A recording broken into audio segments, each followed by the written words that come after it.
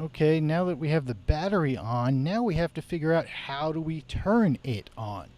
Okay, there is a switch just, if you're looking at the camera, it's on the left side, right by where it says 4K cam and JVC. And just above it is the on-off switch.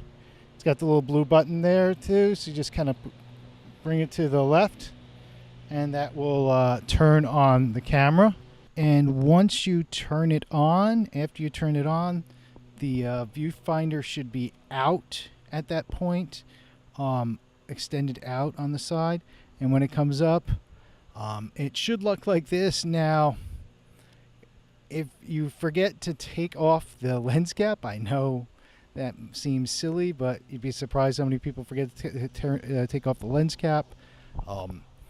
When you do take off the lens cap, be very careful. Make sure as soon as you take that lens cap off, you put it in the bag, because it's very easy to lose. So once you take it off, put it in the bag. You don't have to worry about losing it or anything. So, but yeah, that's what it should look like. It should have a couple different displays, but displays will have things such as the battery power.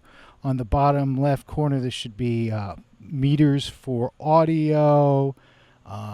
Just under the battery it'll give you how long the SD card has available on the card.